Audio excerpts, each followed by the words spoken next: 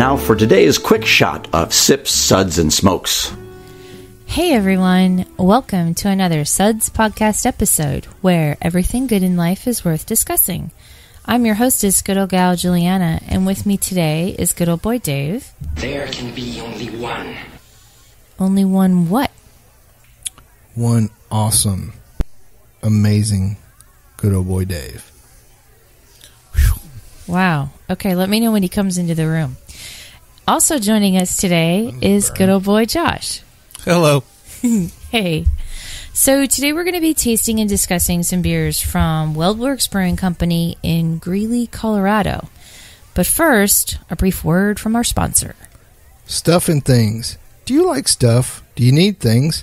Come on down to Stuff and Things. We have more stuff than anyone, and our things are priced very reasonably. Stuff and Things, things and stuff, stuff and things and stuff and things. Now with more stuff. The beers from Weldwerks we'll be trying today are Key Lime Pie Berliner Weiss, 3.8% ABV. Raspberry Limeade, 4.8% ABV. Juicy Bits, 6.5% ABV. Coffee Coconut Stout, 8% ABV. And Coffee Maple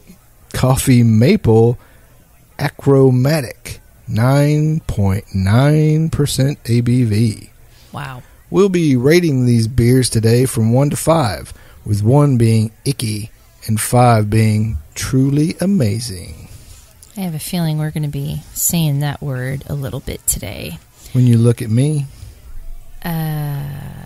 Oh. Well, okay. So the first beer that we're going to That was a good comeback, by the way. Yeah, thanks. So the first beer that we're going to talk about today is the Key Lime Pie Berliner, which is 3.8% ABV. It is a German sour wheat using freshly squeezed key limes, vanilla beans, and just a hint of graham cracker that pair perfectly with the tart wheat base in their Key Lime Pie Berliner. They used... it drives me crazy to see this. Over 250 pounds of key limes for this signature citrus character with lactose and vanilla beans for the pie filling and just a hint of graham cracker for the crust. It's tart, it's creamy, it's complex, and dangerously drinkable, and is the perfect way to kick off the summer. So guys, what do you think of this beer? I definitely get the lime in the nose, and then I think when you hit the flavor, that's when you really see all the ingredients play well together. The lime fruit filling, then the vanilla and the sort of the graham cracker and of the crust, which is in the malts. It just really, it blends all very well. And you think vanilla and lime, you might not think that's a great combination, but this is really a good beer. What do you think, Josh? I think it has a lot of good citrus taste, but at the end of it kind of smooths and mellows out, so it's not so overwhelming with the lime. You still got the flavor of it, but that citrus doesn't bite the tongue too much. Very good. Make a great beach beer. Sit back at the beach, just kind of enjoy. Yeah, it's very crushable. But the thing that I really like about it is, like, I feel like I'm at Wonkaland, like Willy Wonka Land, because... You know the scene where the girl, like... Josh looks like an Oompa Loompa? No, where the girl takes that, like, everlasting gum stop or whatever it is, or no, the gum, and starts chewing it, and, like, she's going through the appetizer and then the meal. Yes. Was it Violet, maybe her name was? Violet Beauregard. Yeah, so, like, she's going through each flavor, and this beer is like that to me. So it starts off like I'm taking a slice of this key lime pie, right? And so the first taste is this like instant sharp lime puckering flavor. And then I chew and it's like this soft, smooth, creamy vanilla-y-ness tied in with the lime. And then you get to the graham cracker crust. I know you think I'm crazy, Josh. Sorry. He's always thought that. But it's got this like really nice, sweet finish with the graham cracker. And I thought, wow, this is like really cool. It's like going through a whole meal from beginning to end. No? Yeah, just dessert, not the whole meal. Well, the meal of the Agreed. dessert. But I think to what Josh was saying earlier about the beach beer part of it, it's not like a lot. You know, a lot of beach beers you would want kind of a thinner body and a crisp finish. This one does have that creaminess though, but it's still very refreshing, and it still would, I think, would play well in hot weather. Oh gosh, yes. I mean, and so many people now, it's not just going for like a pale ale, you know, at the beach. It's now going for interesting flavors at the beach, you know, so this is like a trendy thing. Yeah, to me, it's all about the finish of it, though. The way it finishes smooth, you still get that lime. There's no, it just ends well. Yeah, it does end well. So, tastes good. And that it does. So, what did we rate this beer? We gave the Key Lime Pie Berliner Weiss a Suds rating of 4. Cool. Now, moving on to the next one, we're going to talk about the Raspberry Limeade, which is a 4.8% sour ale. So, they added freshly squeezed key limes, 300 pounds to be exact, and raspberries to do a dry, crisp, tart, kettle-soured base beer to produce this Raspberry Limeade, which is their perfect summer quencher. It is also the first beer in which they use Clarity Firm, which is a gluten-reducing enzyme, and also adjusted the base beer to use less gluten malts, opting for flaked oats instead of the wheat malt traditionally used in their Berliner Gose beers. So, what do you guys think of this one? I kind of think they missed on this one a little bit. I think that this one without the gluten, you know, I think I'm missing the gluten, man. Okay, I'm just going to say it. I'm missing the gluten. Okay. I don't know what gluten tastes like, but I'm missing it. There's something happened here. As good as the key lime pie was, the way they used the lime in that one, I think the lime and the raspberry clashed in this, and I don't think it was really. I don't think those flavors were complementary. Maybe we should have tried this one first, because it was just a letdown. Complete, That's a good point too. The body on it was good and thick. I wanted to enjoy it, but the flavor just wasn't there. It didn't match. For me, the aroma was so sweet and so pleasing, like almost like having a Kool-Aid. And then the sourness, I mean, I get that, and that's good, but it just seemed a little unbalanced for me. Now, you know, because it was like the sweetness and the sourness sort of fighting with each other. I felt like it, you know, the name Limeade, I think, was actually kind of appropriate because the way that the bitterness or the sourness came across with the raspberry tartness mixed with it has sort of that powdered drink mix kind of flavor to me. The way it mixed with that kettle souring, because kettle souring is sort of one-dimensional. So when you add the tart fruits to it, I think it came across as almost artificial. Yeah, when the raspberries and the limeade had that fight, the flavor lost. Yeah, so I'm wondering, is it the fact that the gluten's out of it as well as the kettle souring? Like, if this wasn't kettle soured, would this be a better beer maybe? I don't know. I think it would depend. That maybe if they would have tried this with just their normal base, maybe that would have been different. Gluten makes everything better. That's right. Okay. Fair enough.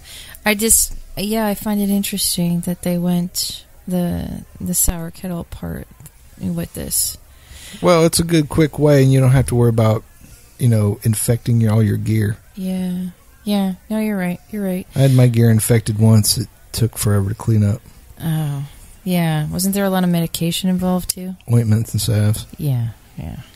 I heard about that. It was funny. For some people. So what did we rate this beer? Unfortunately, we rated the Raspberry Limeade a 2. Wow. Well, but not all beers will be like that. We'll be right back in just a minute. Hey, this is Made Man Bob. And this is Made Man Maury from Sips, Suds, and Smokes. And we're going to be attending a great event. We wanted to tell you all a little bit about it. So where are we going, Bob? Do I need to pack a suitcase? Well, I'll give you a hint, and it involves whiskey. Get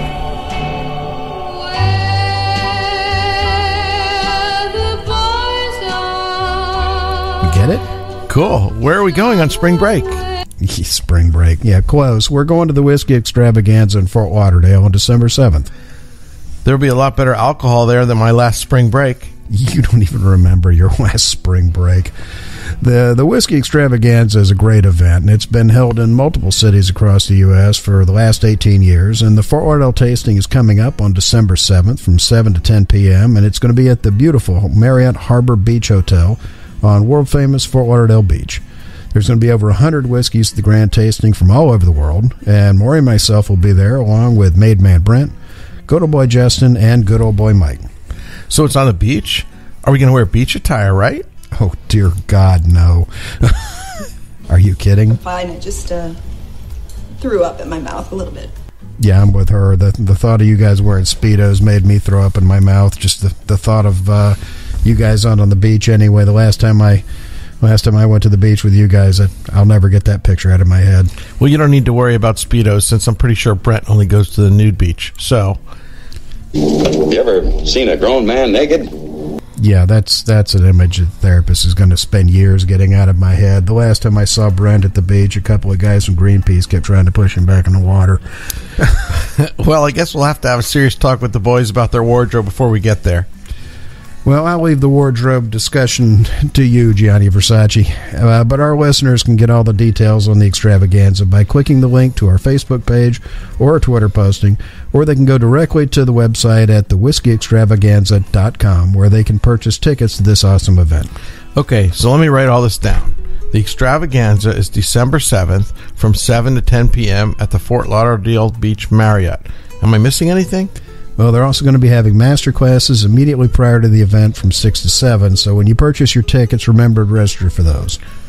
I'm confused. I don't remember going to any classes on spring break. I'm not sure you ever went to any classes in college at all. Well, it could be worse. You know, Mike will likely show up wearing nothing but UT orange. Wasn't he the guy that picked you up in Chicago during the Stanley Cup playoffs wearing a bright yellow Nashville Predators jersey? Yeah, but the local police arrived, and they were pretty understanding about the whole slip-up. They even gave us our own cell, said something about trying to separate us from the general population for our own protection. Yeah, maybe with him wearing orange, I can pass him off as a University of Miami fan. But, you know, we don't want him ending up in Everglades as gator food, so maybe we should just bring bail money just in case. At least it's a short drive to the county jail from the beach, so come on down and join us at the extravaganza. We look forward to seeing you there.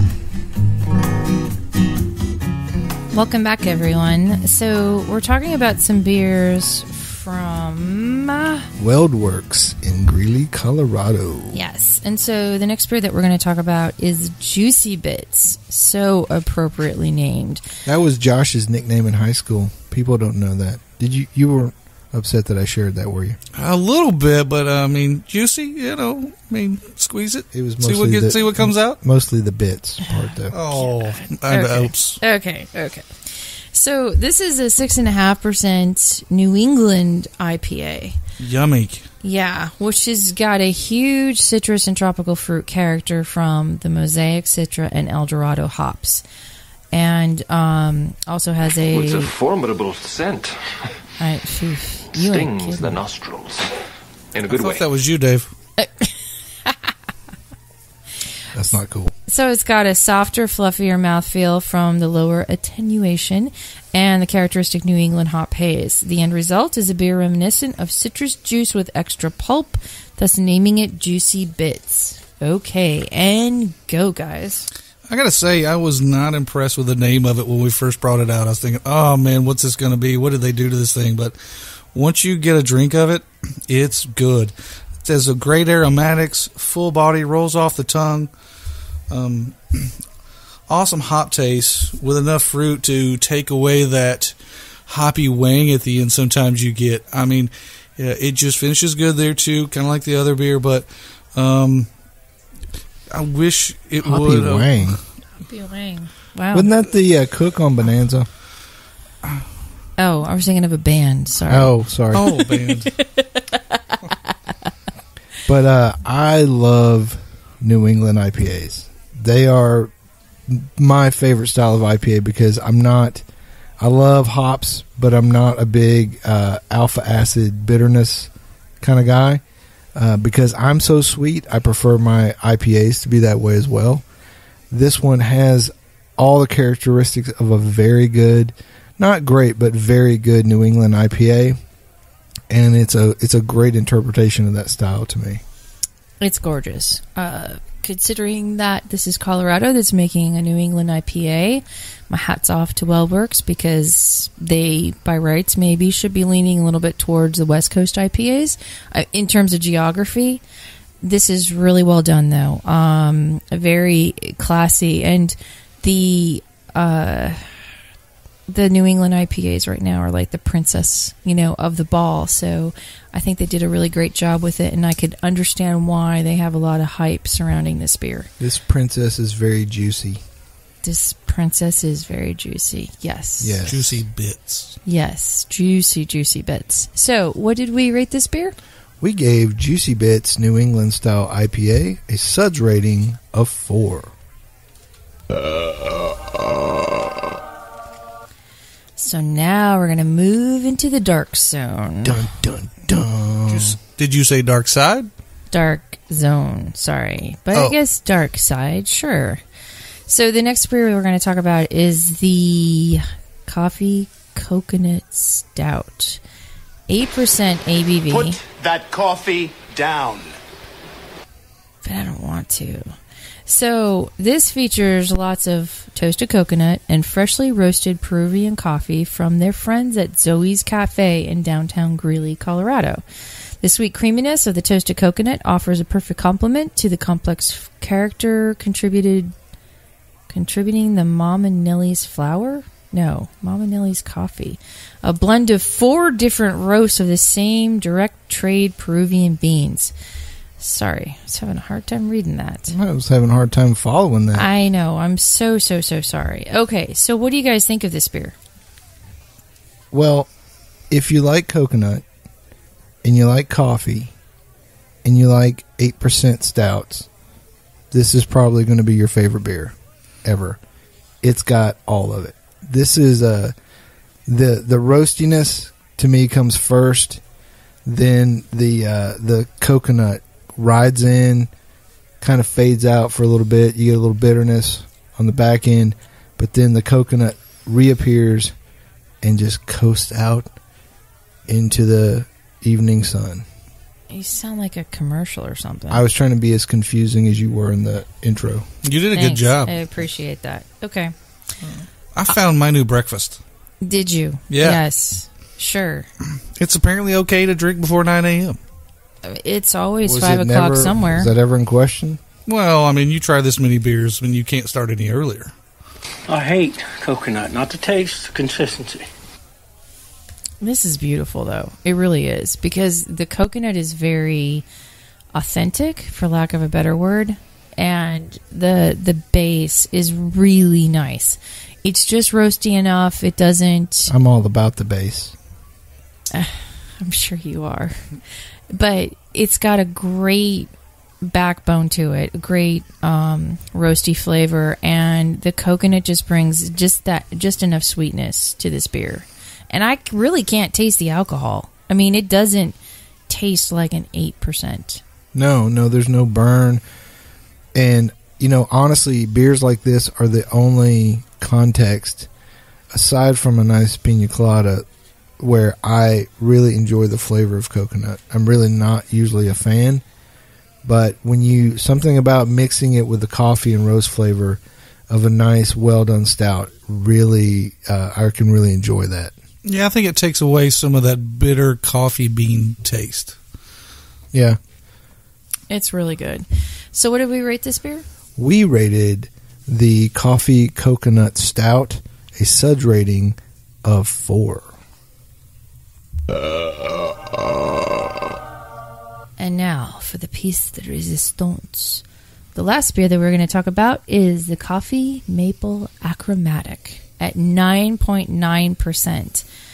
It is the latest release from their Achromatic series, which starts as an imperial stout that's brewed with an obscene amount of chocolate malts, oatmeal, crystal malts, which lend a sweet caramel backbone.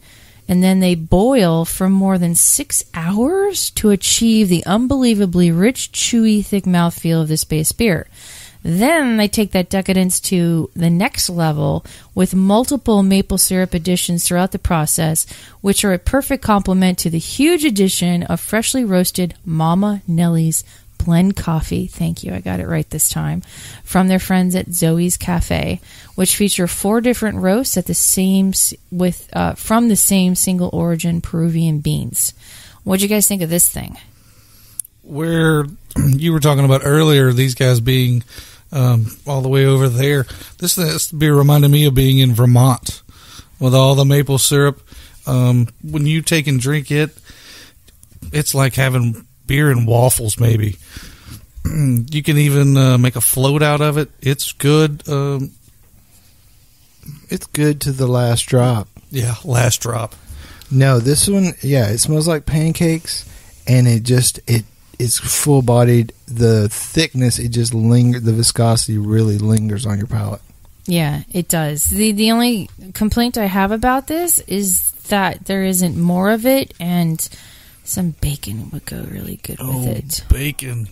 And it being an imperial, too, there's not all the alcohol taste at the end of it either. No, it is very nice. Very, very nice. No, I really enjoyed this beer. Again, this is kind of like the other one where you don't really get the alcohol burn or anything. This is one of those big, sneaky beers that'll really kind of get you. And, they say a lot about imperial stouts being something that's easy to brew because it can mask so much. But this thing is so pure and so good. Yeah. I really, really, really enjoy it. And the maple just balances with it. I mean, it doesn't really overpower anything, So, what did we rate this beer? We gave the coffee maple achromatic, which achromatic actually means without color, a Suds rating of 5. Well, I think that does it for us today. We hope you enjoyed this episode, and you can catch more episodes online, including our regular weekly show. I'd like to thank my co-host for being here today, good old boy Dave. You haven't heard me sing Diddly Ding yet. Diddly Ding. Wow, that's cool. Thanks, Dave. And good old boy Josh. Bye, you guys. This is good old gal Julieanna asking you to join us again and keep on chuggling.